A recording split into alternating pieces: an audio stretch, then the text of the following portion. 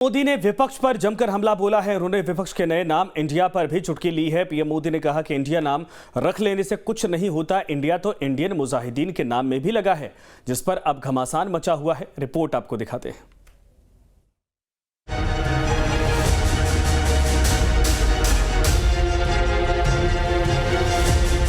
दो 2024 की जंग का बिगुल बज चुका है। सत्ता पक्ष और विपक्ष के बीच परसेप्शन की लड़ाई चल रही है। नैरेटिव गढ़े जा रहे हैं। इसी कड़ी में 26 विपक्षी दलों ने यूपीए की जगह इंडिया नाम से गठबंधन बनाकर बीजेपी पर परसेप्शन की लड़ाई में बढ़त बनाने की कोशिश की। विपक्ष खुश था कि अब तो बीजेपी के लिए इंडिया की आलोचना करना भी मुश्किल होगा, लेकिन इंडिया के वजूद में आने के हफ्ते भर बाद ही पीएम मोदी ने एनडीए वर्सेस इंडिया की 2024 की फाइट में नई लकीर खींच दी।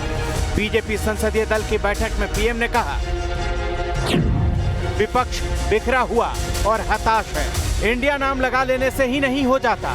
ईस्ट इंडिया कंपनी ने भी इंडिया लगाया था और इंडियन मुजाहिदीन के नाम में भी इंडिया है।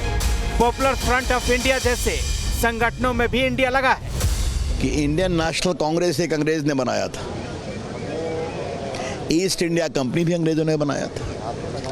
आजकल लोग इंडियन मुजाहिदीन भी नाम रखते हैं। विपक्षी गठबंधन इंडिया की तुलना ईस्ट इंडिया कंपनी और आतंकी संगठन इंडियन मुजाहिदीन से करने पर अब राहुल गांधी ने जवाब दिया है। राहुल ने ट्वीट कर कहा, आप हमें जो चाहें बुला लें मोदी जी, हम भारत हैं। हम मणिपुर को ठीक करने और हर महिला और बच्चे के आंसू पोंछने में मदद करेंगे। हम मणिपुर में भारत के विचार का पुनर्निर्माण करेंगे। राज्यसभा में कांग्रेस अध्यक्ष मल्लिकार्जुन खड़गे ने भी पीएम मोदी के बयान पर पलटवार किया। तो हमने इंडिया ये जो नाम हमारे अलायंस पार्टी के लिए रखा, उनकी घबराहट क्यों?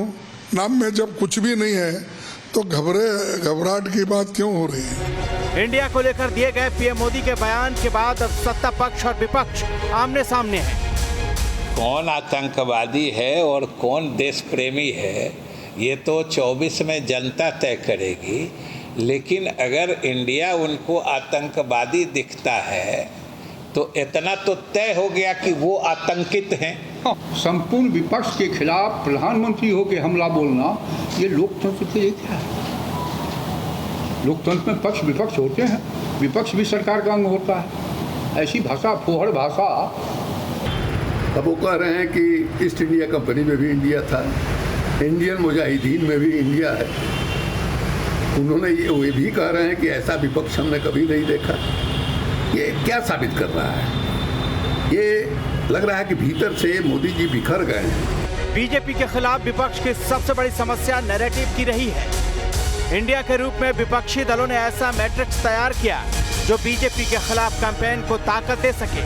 बीजेपी के हर दांव को काउंटर करने के लिए विपक्षी दलों ने इंडिया को आगे किया, लेकिन पीएम ने उसका भी तोड़ निकाल लिया और 2024 को देखते हुए नया नैरेटिव देश के सामने रख दिया।